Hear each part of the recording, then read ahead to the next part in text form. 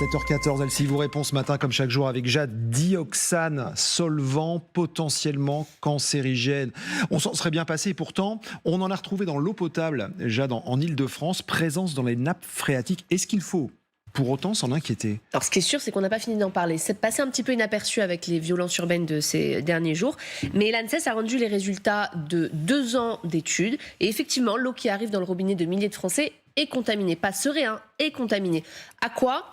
À ce polluant-là. C'est le dioxane. Maintenant que vous connaissez son nom, vous allez peut-être y prêter attention. On le retrouve partout. Colorant, antigel, détergent, déodorant, shampoing, vernis, cosmétiques. Enfin, j'en passe, la liste est très longue.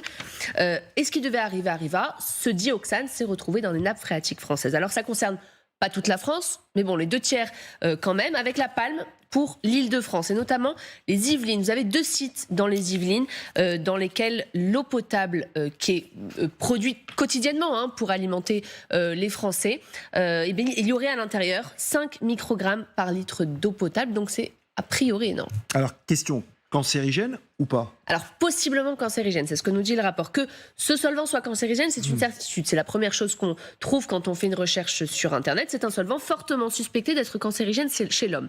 Mais à quelle dose? Là, la question reste entière, parce que c'est quelque chose auquel on ne s'est absolument pas intéressé jusqu'à présent. En fait, il n'y a aucune réglementation nationale qui fixe un seuil, aucune réglementation européenne également, donc c'est compliqué de savoir à quel point on est dans le rouge. C'est du côté de l'étranger qu'il faut regarder pour essayer de se faire une idée.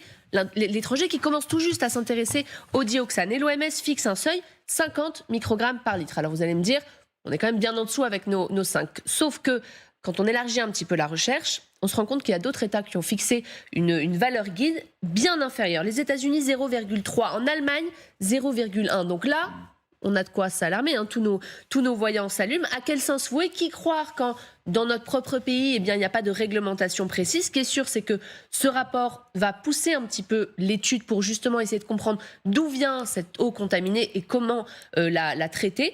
A priori, selon les premiers résultats, ce serait dû à une pollution des eaux qui date des années 80. Merci beaucoup Jade pour ces explications, ne pas non plus trop s'affoler et prendre confondre risque et danger. Et prenons ces données avec la hauteur qu'elles suscitent. Merci beaucoup, vous restez avec nous. Cette galère si vous habitez dans les villes touchées par les violences et différentes dégradations des équipements, transports publics, infrastructures, commerces et dégradations qui ont rendu la vie des habitants très compliquée. Nous irons dans le département de la Somme.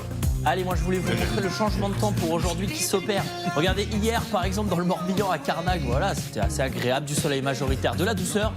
En revanche, voilà, ce matin, retour des petites pluies et des nuages.